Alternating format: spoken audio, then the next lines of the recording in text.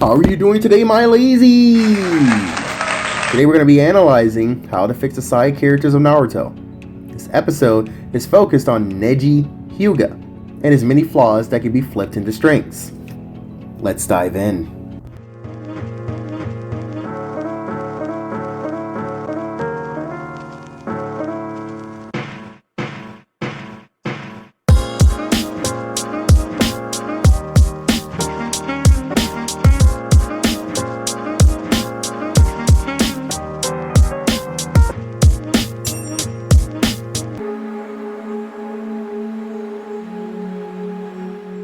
To start off, let's talk about the biggest elephant in the room that could have been avoided in so many different ways. Neji's death was unnecessary and avoidable. Sakura had a Three Tails cloak and mitotic regeneration that she could channel to other people, and Kurama healed a Chidori wound point blank. Plus, Tsunade tapped Shikamaru on the head to revive him from near death after getting tagged by the God Tree. So many different ways to save him and none were utilized. The explanation for why he stayed dead made it even worse, as Kishimoto claims it made Naruto and Hinata closer. In what way does that make them closer? In the last, he was still oblivious and had to gradually realize that she liked him after seeing her flashbacks. So that movie and novel contradicts that explanation. Neji and Hinata were cousins and direct line, as both their fathers were twins, so they're more like brother and sister. Plus, there was no love story between them, which would have been weird and gross either way. Neji wasn't even opposed to them dating, and his death wasn't even impactful, just annoying and unnecessary. Lee's death in part 1 would have been significantly more impactful. Sakura dying would have been more impactful.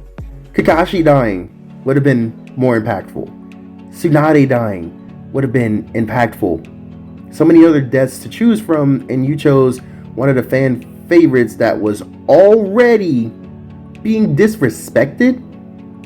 The one that could add to the story significantly more than the others.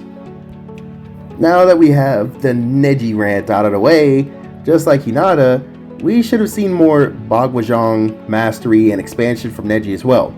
We do see his stance change at times, but there's no actual explanation. He should have been creating new Hyuga techniques like Hinata, as he's the actual genius and her trainer. He's the only one to make Jonin in Shippuden from the Leaf rookie squad, which Shino and Shikamaru should have been added as well, but I digress. You're telling me Hinata created physical manifestations and a projectile 8 trigrams ability that no one else has mimicked, but all Neji gets is air palm? Something Hiyashi did in part 1 against the Sound, and has since been mimicked by every other Hyuga we see? The Byakugan is supposed to expand the range of jutsu and amplify their power, yet that is never explored. Imagine Neji learning Genjutsu that can span 5 kilometers or more due to his sight range while amplifying it. That would literally be a Sharingan level feat on a grander scale. Imagine him using actual ninjutsu, not the taijutsu chakra control projectiles and barriers he uses, but actual amplified ninjutsu that can span his sight range. Imagine him learning the gates with his chakra control capabilities. Imagine him creating physical chakra constructs like wings or wind walking or chakra webs for Spider-Man like travel, since his chakra control is that elite.